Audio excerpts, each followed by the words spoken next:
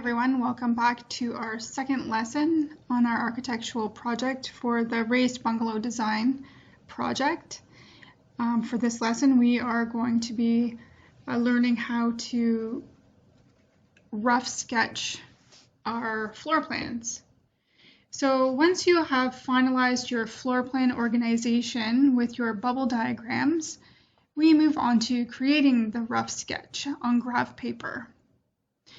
We are going to be drawing our sketch at a scale of 1/4 inch equals 1 foot. And the squares on the graph paper each equal 1/4 inch. So it would be 1 square equals 1 foot.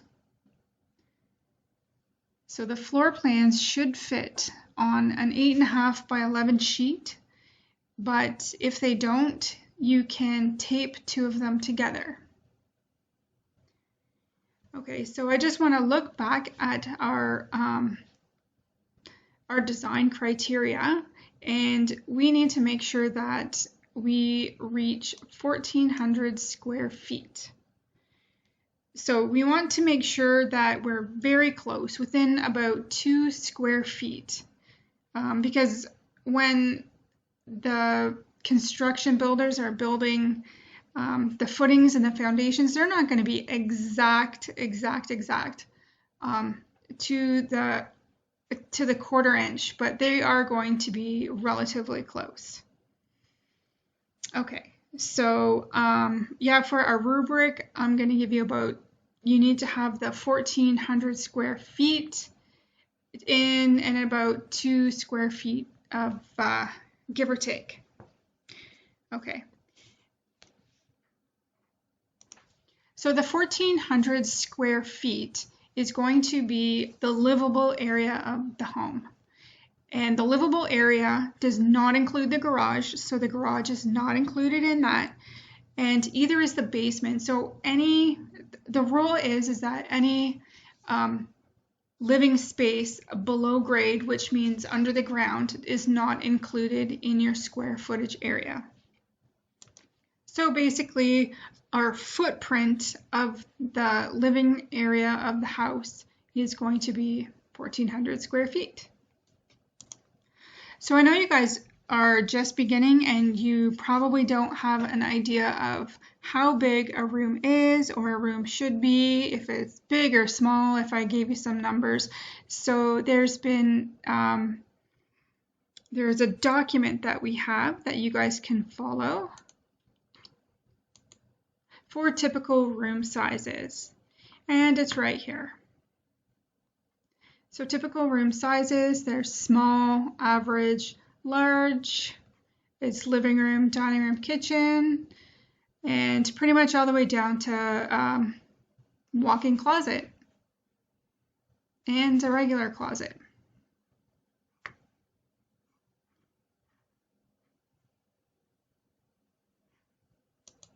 So when you're drawing these rooms, they don't have to be exactly that size. So if you wanted to draw a small room, it doesn't have to be 12 feet by 16 feet. If you multiply 12 by 16, that will give you the area of the small room.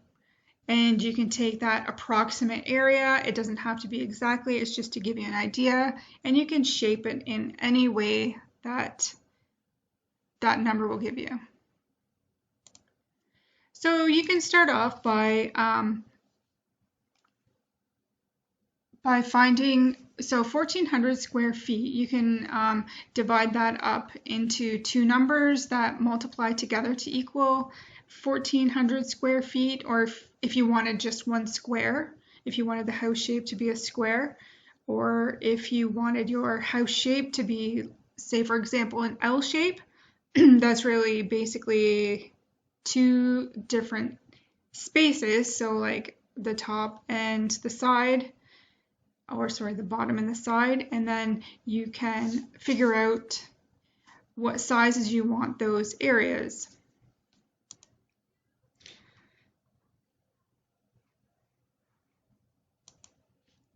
So then you just take those large areas and you can divide them up into the areas of these smaller rooms. So let's move on to drawing your sketches on graph paper. So I'm going to pull up an example of what a floor plan would look like sketched on paper. This is not your project. This is just an example of another smaller project, but this will give you an idea of what I'm looking for, what a sketch looks like.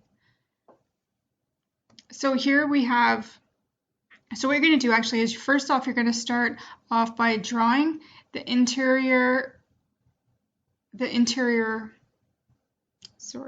most interior line of your exterior wall. So you're going to draw the perimeter of your building that equals 1,400 square feet.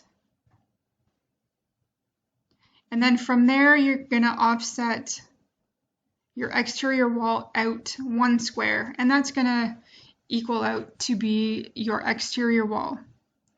But you're counting your 1,400 square feet from interior to interior. And it's going to be like this exact shape right here, that it's going to equal 1,400 square feet. Okay, we're not going to include all of these interiors, like we're not going to go, oh, this room is that much, this room is that much, so it's all just going to be the interior area. So after we've drawn the exterior wall and you've taken your bubble diagrams and you've laid it out into your floor plan, you're going to organize your house into the same organization as that you've had your final bubble diagram. You're going to add the interior walls. So the interior walls are going to be half of the width. It's going to be like half a square. So the exterior walls are thicker. If you're using brick, they're about 10.5 inches thick, and your interior wall is 5.5 inches thick. So we're going to use half a square to represent an interior wall. We're going to leave doors open. We're not going to give them a door swing. We're just going to leave the space open, and we're going to give a door width of 3 spaces. That's 36 inches approximately. I mean, interior doors are about 30 inches. So we're going to give them that much space. It's just a representation right now. We're going to represent windows like this, and a single casement window is 1 square by 2 squares. A double casement window is 1 square by 4 squares. But you see how this is not exactly on this? It doesn't matter. It could be a quarter square off either side. Okay, and this right here is representing a sliding door, and it's an exterior door, and it's a sliding glass door, and it's represented by 6 squares. And this is an exterior front door. This is going to be a double door, so it's 3 and 3, and this one is a single door, and it's 1. Sorry, it's 3 squares wide.